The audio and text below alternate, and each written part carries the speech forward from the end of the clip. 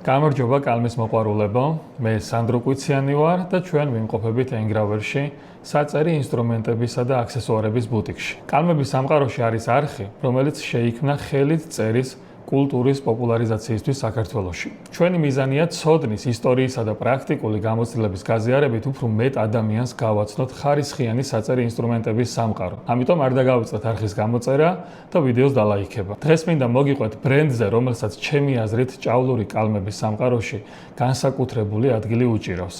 ეს არის იაპონური კალმების მწარმოებელი კომპანია Sailor, რომლის ისტორია უკვე 100 წელზე მეტს ითვლის. ენით ვერ ავღწერ იმ აღფრთოვანებას, როდესაც ცხოვრებაში პირველად ჭავლური კალამი დავინახე.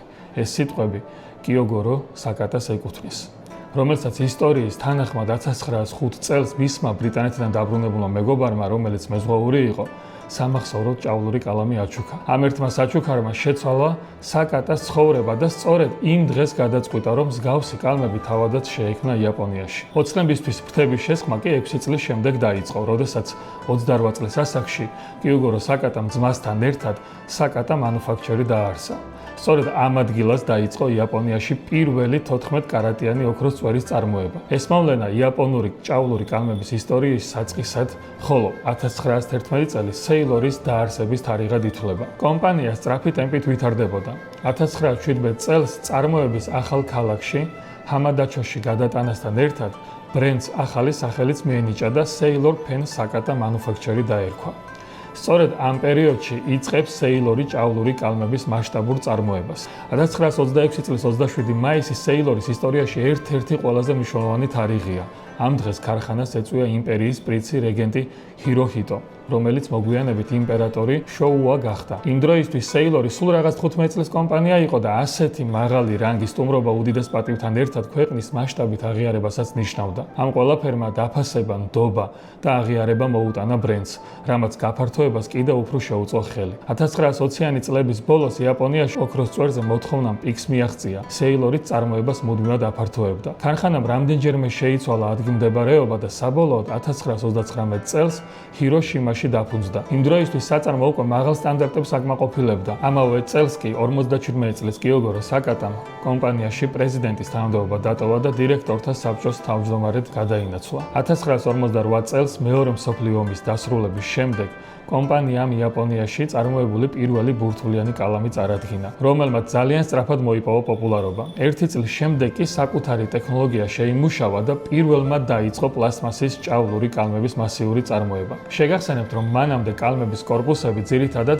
ებონიტისა და ცელულოიდისგან მზადდებოდა. 1950-იან წლებში იმ დროისთვის არსებული ყველა კალმების მწარმოებელი კომპანია ცდილობდა ისეთი სისტემის გამოგონებას, რომელიც კალმის მელნით შევსების პროცესს გაამარტივებდა. 1954 წელს Sailor-მა ჭავლური კალმისთვის პირველი მელნის კარტრიჯი შექმნა, ხოლო 4 წლის შემდეგ ოფიციალურად წარადგინა იგი. ასევე აღსანიშნავია ის ფაქტი, რომ გამოგონებასთან ერთად თავად ტერმინი კარტრიჯი სწორედ Sailor-მა დაამკვიდრა ლექსიკონში. ამავე პერიოდში ინდუსტრიის განვითარებაში შეტანილი განსაკუთრებული წვლილისთვის კიოგორო საკატა Blue Ribbon მედლით დაჯილდოვდა, რომელიც იაპონიაში ერთ-ერთი ყველაზე პრესტიჟული სახელმწიფო ჯილდოა. 1961 წელს 79 წლის ასაკში კიოგორო საკატა გარდაიცვალა.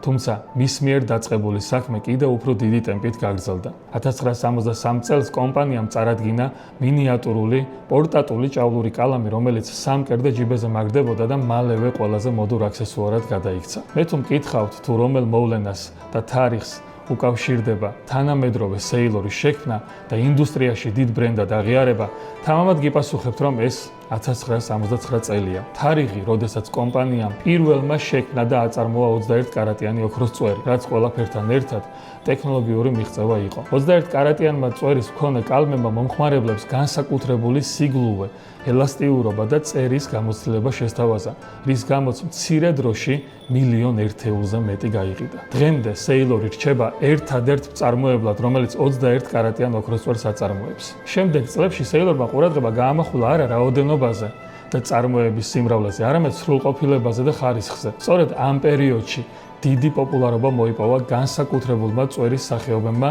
რომლებიც Sailor-ს ეკუთვნის, როგორებიცაა Zoom, Music, Nagina Tatogi. სწორედ წვერის ნაირსახეობები გამოარჩევს Sailor-ს ყველა სხვა კალმის მწარმოებლისაგან, რომლებიც ნამდვილი შედევრია ხელით წერის სამყაროში. დღეს Sailor-ის ყველაზე ცნობილი მოდელებია სერია 1911, King of Penny და Proggy, რომლებიც მთელ მსოფლიოში მაღალი ხარისხის წერის სინონიმად მიიჩნევა. როდესაც კალმის მოყვარულები პოლემიკაში შედიან და ხშირად ადარებენ ერთმანეთს ისეთი წამყვანის ბრენდის წარმატებულ მოდელებს, როგორიცაა Montblanc-ის 146, Pelican M800, Aurora 88 ან თუნდაც Visconti-ის Homo Sapiens, ამ დროს მაგალითისთვის არავის მოყავს Sailor-ის მოდელი 1911 ან თუნდაც Proggy. ალბათ გაგიჩნდათ კითხვა რატომ? იმიტომ რომ ვერ შეადარებ.